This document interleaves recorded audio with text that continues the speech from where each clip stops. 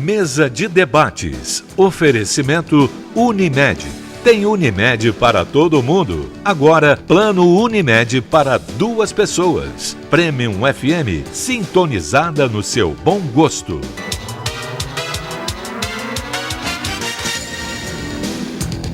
Olá, hoje é terça-feira, dia 9 de janeiro. Está começando mais uma mesa de debates aqui pela TVE Juiz de Fora. Para a gente é um prazer, uma honra estar na sua casa. E eu te faço um convite para a gente ficar junto hoje até o meio-dia.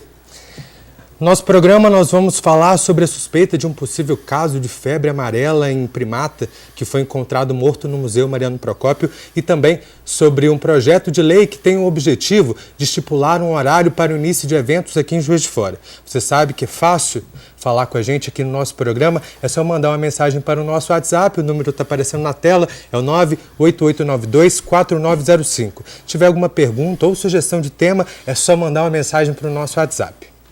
Apresento agora os nossos debatedores do programa de hoje. Bom dia, Zé Lúcio, tudo bem? Bom dia, Caio, tudo bem? Tá ótimo, tudo, né? Bem. Iniciando aí 2018 para enfrentar os desafios, né? Então nós espero que seja realmente um ano, né, de agrado de todos. Bom dia, Rogério, Pasqualino, ilustre colega de bancada, bom dia, ilustres convidados, bom dia, senhores telespectadores, bom dia, senhoras telespectadoras.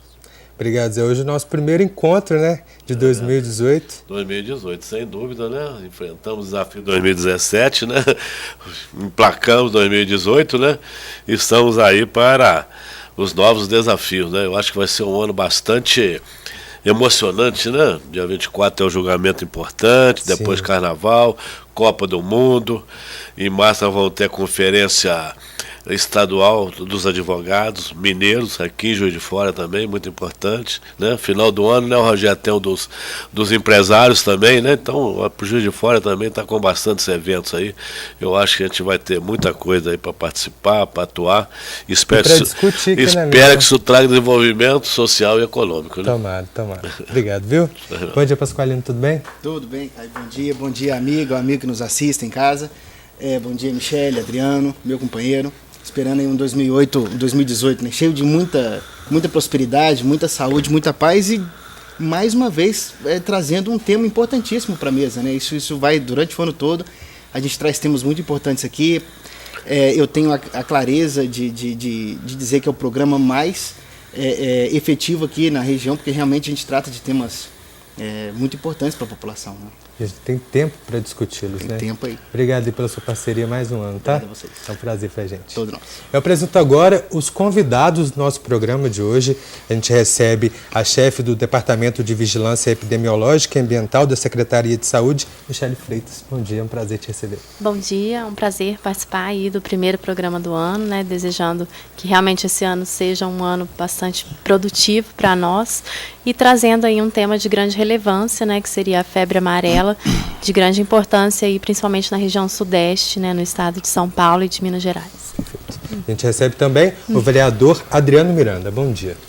Bom dia a todos, telespectadores. Bom dia, Caio. É sempre um prazer estar aqui com vocês. Muito obrigado mais uma vez pelo convite. Espero que esse debate seja proveitoso. Temos assuntos aqui muito interessantes nessa tarde. Tomara, e a gente que agradece a sua participação. Obrigado. No ano passado, o Brasil sofreu o pior surto de febre amarela desde a década de 80. Em Minas Gerais, foram 162 mortes e 475 pacientes infectados. Esse ano, a morte de um macaco no Museu Mariano Procópio já deixou a cidade em alerta. A partir de agora, vamos conhecer as formas de prevenção dessa doença e quais os procedimentos adotados pela Secretaria de Vigilância Epidemiológica. Michele, primeiro vamos explicar para as pessoas o porquê que a morte de um primata pode significar, né, mais um caso de febre amarela. Bom, na verdade é importante, né, nós ressaltarmos que os primatas, né, não humanos, eles são vistos como sentinelas, né? Então, na verdade, a partir da morte de um primata não humano é que a gente consegue detectar que o vírus está circulante ali na região. Lembrando que a febre amarela, ela tem 2 tipos de ciclos, né? O ciclo silvestre e o ciclo urbano, sendo que o macaco ele participa desse ciclo silvestre, então a gente consegue identificar a circulação desse vírus, né, em ambiente de mata. Então, por isso a preocupação, né, em relação ao Museu Mariano Procópio, que é uma região de mata, só que ele fica dentro da cidade, né? Então, a gente pode ter também não só a questão do ciclo silvestre, mas envolver também o ciclo urbano. Então, por isso, a importância de detectar também, é importante, né, colocar também que no ciclo silvestre a gente não tem participação do Aedes aegypti, né, que é o transmissor de outras arboviroses, inclusive dengue, zika e chikungunya. Existe a participação dos sabetes do hemagogos, que são mosquitos que estão no ambiente silvestre. Então, a partir do momento que se tem a contaminação do macaco, através desses vetores, né, que são silvestres, a gente pode ter a contaminação com Aedes aegypti e também a transmissão no ciclo urbano também para humanos. É claro que se o homem também adentrar matas ou, no caso de parques, ele também pode ser picado tanto pelo hemagogos quanto pelos sabetes e ter também a contaminação. Então, a partir desse ciclo silvestre é que a gente tem a contaminação dos seres humanos e aí a gente pode ter, né, também a transmissão pelo vetor Aedes aegypti. Então, a grande preocupação em relação ao achado é que as pessoas elas devem se vacinar e também a gente deve fazer o controle vetorial desse vetor, né, que a gente tem a capacidade de fazer esse controle, né, não a erradicação, que é muito difícil, mas o controle do vetor Aedes aegypti. Então, tendo a questão do controle do vetor e a vacinação, a gente tem um controle da doença. Então, a gente espera que, assim como no ano passado, a gente não teve nenhum caso de febre amarela suspeito em humanos, a gente espera que com essas medidas adotadas, a gente também não tenha nenhuma contaminação, né, nenhuma transmissão entre os humanos. Caio, isso é muito preocupante, né? Porque cria-se pânico, né? Hoje morreu um macaquinho, todo mundo já fica preocupado e muitos correm para fazer a vacinação. O povo entra em pânico. Nesse caso específico do Museu Mariano Procópio, né, constatou a morte de um macaquinho e, segundo eu acompanhei, mandou para Belo Horizonte, está fazendo o laudo. Não há confirmação ainda, né, que é um prenúncio de febre amarela, né, apenas uma suspeita. Estão aguardando, a Vigilância Sanitária está aguardando o resultado do laudo, não é isso? Isso. Agora eu quero saber que... E a gente sabe que esses macaquinhos estão espalhados para todas as áreas de fora. Onde tem mata, tem macaquinho. Todo lugar que eu vou, tem mata, a gente encontra esse macaquinho. Eu gostaria de saber, foi um macaquinho que encontrou morto. Lá no Museu Mariano Procópio tem dezenas de outros macaquinhos também. Pode haver suspeita de outro, ou esses outros macacos que ainda estão vivendo, estarem também contaminados por febre amarela? Sim, tem que se fazer, né, o acompanhamento em todas as áreas de mata e verificando a morte desses animais. Então, a partir da morte desses animais é que a gente faz a verificação se há ou não a presença do vírus ali nessa área.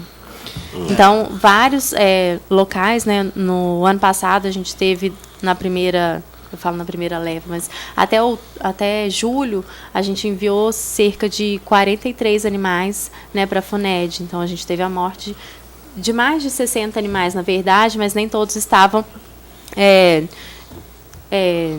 eles não estavam em condições de serem enviados para análise, né? Então, cerca de 43 foram enviados. A gente teve, então, um resultado de 3 positivos para a febre amarela, 40 foram negativos, mas a gente faz esse controle em todas as áreas das quais a gente recebe, né, a informação de que há um animal morto ali. Dentro da complementação da minha pergunta, eu quis explicar que tem uma população de macacos, não é um só, né? E outros podem estar atingidos também. Então, a primeira preocupação que eu vejo, tem lá, recomenda-se a população para vacinar. Mas há uma preocupação da vigilância sanitária em que extinga esses outros animais que possivelmente estarão também contaminados, ou fica restrito apenas àquele que vai ser examinado pelo laudo? Deu para entender a pergunta? Quer dizer que tem outros macaquinhos. Então, se tem outros macaquinhos, não pega aqueles outros macaquinhos, já não faz o exame prévio nele, ou manda até, né, exterminá-los devido a esse problema de ameaça à saúde pública? Não, orientação. Inclusive, é bom a gente colocar isso para a população, né, que eles não são os transmissores da doença, né, que eles são, na verdade, como eu disse no início, eles funcionam como sentinela. Eles são indicadores, porque, na verdade, eles são hospedeiros assim como os seres humanos. Então, não é porque existem vários seres humanos com a doença que você vai, né, exterminar os seres humanos. E é a mesma coisa com os animais. Eles são hospedeiros, né, do vírus, né, e eles servem, na verdade, como um acompanhamento mesmo da doença. Então, é importante que a população não maltrate esses animais, né, que não envenenem esses animais, porque à medida que a população vai fazendo isso também, acaba que a gente recebe essas notificações, a gente gasta tempo com esses animais, sendo que muitas vezes eles podem não estar contaminados, né, enquanto a atenção poderia estar voltada para os animais contaminados. Então, é importante que esses animais eles sobrevivam, inclusive até mesmo para o ciclo da doença, né, porque ele acontece realmente no ambiente silvestre, né, e o que acontece é que o homem ele pode, sim, se prevenir com a vacinação. O que pode, só para não perder aqui, o que pode ser feito, e o que deve ter sido feito, foi um bloqueio, né, epidemiológico, eles chamam em torno da região que foi encontrado o macaco, ou seja, é um bloqueio preventivo, onde controle do vetor e de vacinação. Então, você faz todo um estudo no entorno onde foi encontrado o animal. Isso. A nossa cidade é muito abençoada. Você tem uma cidade grande com vários parques muito arborizados. Você tem uma região em volta com muito mato. O macaco que foi achado ali no museu não é qualquer um, não, é um bugia. É um macaco mais difícil de se achar, né? 90, 80 centímetros, sei lá, mas é um macaco mais raro. Ano passado a gente teve alguns fechamentos de alguns parques já. E uma coisa que me chama muita atenção, de repente, eu não sei se isso já está no radar aí da vigilância, como é que funciona. Nós temos na cidade vários grupos de caminhantes, de pessoas, de trilheiros, né, que vão para esses locais nos fins de semana. Nós temos grupos de esporte que são praticados isso, ainda tem os ciclistas, que também são o pessoal que vai muito para essa área de mato. Existe alguma ação específica para esses grupos que às vezes nem sabem o que está acontecendo, não passa um protetor e tal? Como é que esses grupos que estão lá fora, mais sujeitos a isso, conseguem se prevenir? É importante a vacinação mesmo, estar com o cartão em dia, né? Claro que o repelente ele ajuda, né? As roupas de manga comprida, mas como a febre amarela é uma doença imunoprevenível, então aquelas pessoas que podem se vacinar devem estar com o cartão em dia, né? Então, o que a gente faz realmente é uma orientação em relação a essa vacinação, né? E uma dose, né, é o suficiente por toda a vida da pessoa, então a vacina é a melhor forma, sendo que ela tem uma eficácia de 95% a 98%. Então, é muito grande, né? Então, é a vacina. Então, no próximo bloco, nós vamos falar mais a respeito dessa vacina. A gente vai para o primeiro intervalo do nosso programa de hoje. Já voltamos com a mesa de debates aqui pela TVE Juiz de Fora.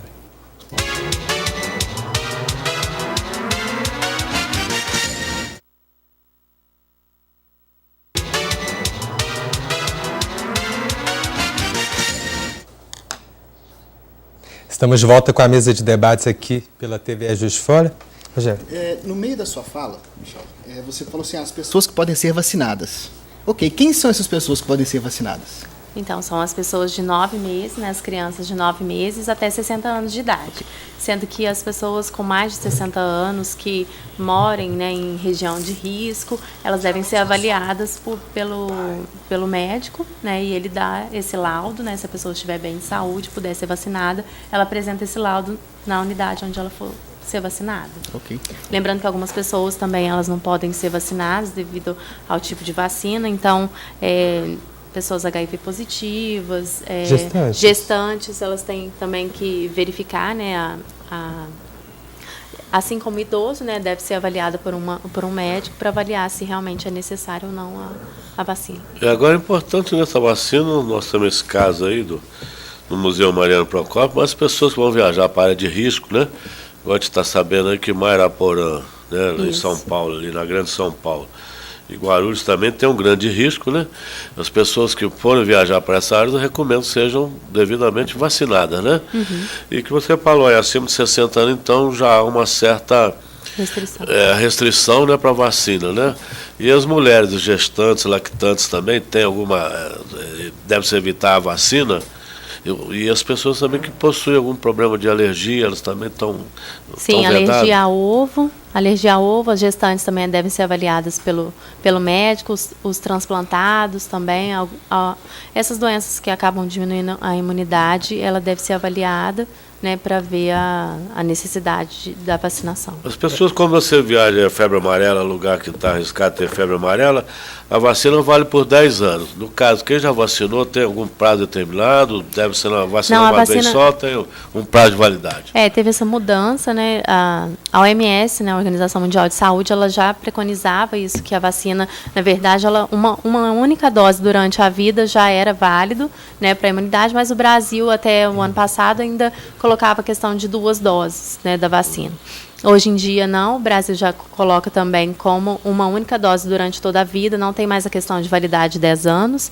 Então, se você tomou uma única dose em qualquer período da vida, não tem necessidade de você reforçar essa dose. Michel, e se eu não souber que eu tomei a dose, eu posso tomar? Na dúvida, tem que tomar. Ok, então não há problema de tomar a segunda? Não tem problema, okay. Não.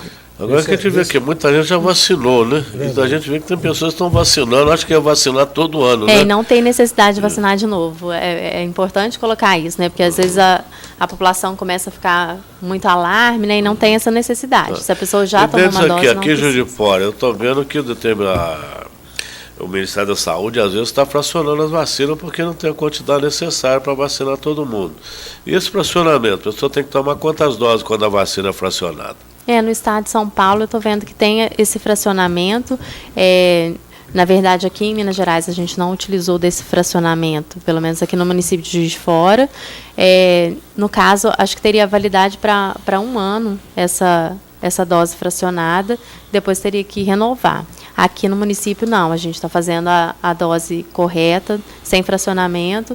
Nós temos as doses suficientes para a população que ainda resta, né, tomar, e se for necessário também o Estado se colocou à disposição para novas doses, mas por enquanto o estoque nós estamos bem abastecidos. E ano passado vocês fizeram um trabalho bem efetivo em questão da vacinação, vacinaram grande parte da população. Sim, foram mais de 200 mil doses aplicadas. E esse ano já tem cerca de 18 mil vacinas disponíveis ainda, e eu queria saber onde as pessoas podem se vacinar, se tem novos postos disponíveis para essas vacinas, e também as pessoas que não vão até os postos, se vocês chegam a ela de alguma forma.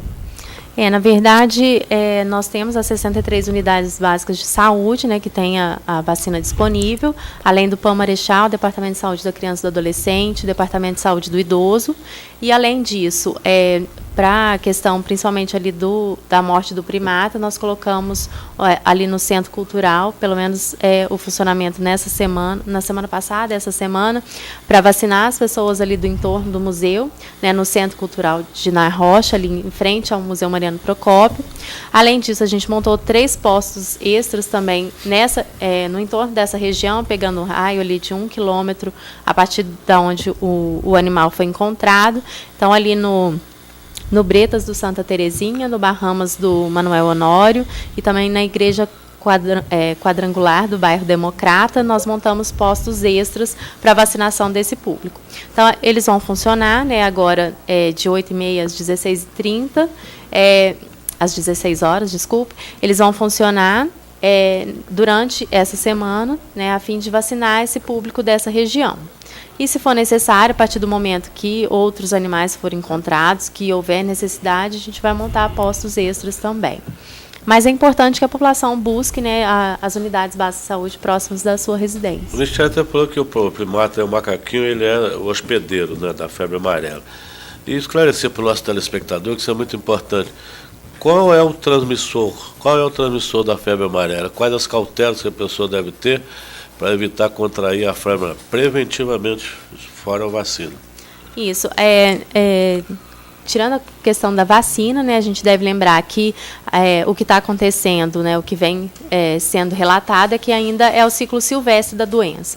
Mas à medida que a gente vai percebendo que esses casos eles estão cada vez mais próximos da cidade, é essencial que a população ela tome conta também das questões do controle do vetor Aedes aegypti, né, visto que ele participa do ciclo urbano. Então, é imprescindível, né, que a população verifique mesmo nas residências, né, os focos do mosquito, o Aedes aegypti. Além, né, da febre amarela, a gente deve lembrar que está numa importante fase aí devido à chuva, ao calor, então a proliferação aumenta desse vetor e a gente tem que lembrar sempre da dengue, zika e chikungunya, né? Então a prevenção para a febre amarela em relação aos vetores é principalmente ao Aedes aegypti, visto que os mosquitos que estão em área silvestre a gente não consegue fazer o controle, porque a gente não vai adentrar a mata para eliminar insetos que são da mata.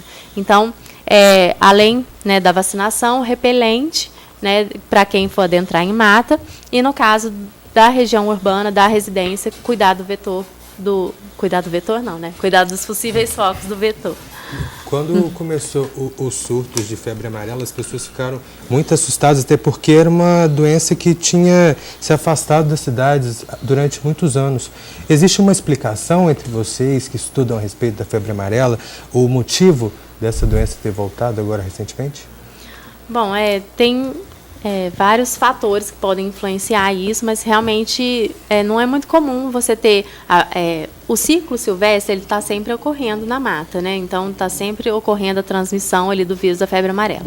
Mas a partir do momento que você tem desmatamento, a partir do momento, né, que você tem essas alterações ambientais e também as condições climáticas acabam favorecendo, né, e o homem adentrar a mata também e ter esses bolsões onde as pessoas acabam não se vacinando, porque se as pessoas estivessem vacinadas, isso não estaria acontecendo, né? Então, se você pegar os casos do ano passado, por exemplo, são principalmente os homens, né, que sofreram com a febre amarela, a idade, e quando você vai buscar, isso eu vejo relatos de enfermeiras, de técnicos de enfermagem, que vão buscar, fazer busca ativa na zona rural, por exemplo, quem ainda não se vacinou, principalmente homens de determinada faixa etária, né, principalmente adultos, né, entre 40 e 50 anos, que ainda não se vacinaram. Então, acho que se as pessoas se vacinassem, a gente não tinha, né, tantos casos da doença. O importante também é o sintoma da febre amarela, né?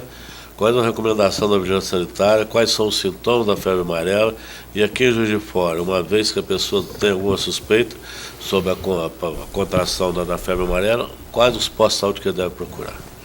Na verdade, deve procurar as unidades básicas de saúde, dependendo dos sintomas, né? Se for já os sintomas mais graves, né? E aí a doutora Adriana pode me salvar nessa questão.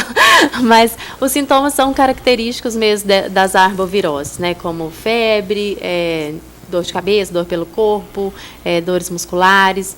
Só que aí a febre amarela tem um agravante, né? Que aí o próprio nome está dizendo, né, febre amarela, que seria a icterícia, mas aí já seria no caso de agravamento da doença, né, e aí já teria que ser uma unidade, não uma unidade básica, mas uma unidade de terapia intensiva, acredito, né, porque traz muitos problemas relacionados a fígado, rins, né, então são sintomas mais graves, mas lembrando que nem toda pessoa que tem febre amarela tem esse agravamento, mas quando se tem um agravamento, a letalidade é muito alta, né? Então, por isso, a preocupação em relação à doença. Posso fazer uma pergunta para você, então, já que ela já te introduziu a esse assunto? Ela respondeu muito bem a respeito dos sintomas. Eu queria que o senhor explicasse um pouco melhor a respeito dos riscos dessa doença no organismo da pessoa, de que forma esse vírus afeta o nosso corpo e que pode ser tão letal. Então, ele inicialmente, a Michelle até explicou muito bem, ele pode ser o que a gente chama de oligosintomático, como se fosse uma virose comum, né? E ele pode evoluir de forma grave, atingindo as células hepáticas, a função renal, a coagulação do sangue. Então, isso evoluindo para um quadro de falência mesmo desses órgãos, né? De falência múltipla dos órgãos, o que torna um caso extremamente grave e, na grande maioria das vezes, fatal. Michele, ano passado a gente falou aqui no nosso programa a respeito de um projeto que a prefeitura trazia para a cidade, de uma forma pioneira até, que é o Aedes do Bem, que é uma forma também de combater o mosquito da dengue, que é o transmissor urbano da febre amarela, né? Eu queria saber a respeito de vocês que acompanham de perto esse projeto, como que tem sido os resultados e de que forma ele ajuda mesmo efetivamente no combate do Aedes. Sim, essa é uma nova ferramenta, né, uma ferramenta inovadora, na verdade, que nós temos buscado, né, novas ferramentas para combater o vetor, né, visto que as outras ações elas continuam, mas essa realmente esse, né, é um projeto inovador colocado pela prefeitura. A gente iniciou a soltura dos mosquitos em 3 bairros inicialmente e pretendemos expandir ao longo de 4 anos, né, para o atendimento de 50 mil habitantes. Então, na verdade, a gente ainda não tem resultados, né, porque a gente tem que esperar um período aí de 4 a 6 meses para que a gente possa avaliar. Mas ele está, então, nessa fase de liberação mesmo e monitoramento, né, mas ainda não recebemos o primeiro relatório em relação a resultados, mas resultados mesmo, assim, que a gente vai poder divulgar, a gente espera um tempo ainda maior para a divulgação dos resultados. E as pessoas não precisam ficar assustadas quando você fala que liberaram mais mosquitos, sendo que a ideia é combater os mosquitos, né? Explica o que acontece. Como que é o projeto, né? Na verdade, esse projeto, ele libera mosquito para combater o mosquito, né? Mas, na verdade, a gente está liberando machos, né? Então, lembrando que os machos, eles não picam, só as fêmeas, e eles são machos geneticamente modificados. E a partir do momento que eles cruzam com as fêmeas selvagens, os ovos, né, eles vão até eclodir, mas eles não vão chegar à fase adulta. Ou seja, você tem uma diminuição, né, do número de mosquitos adultos na população, dentro dessa região ali onde eles foram liberados.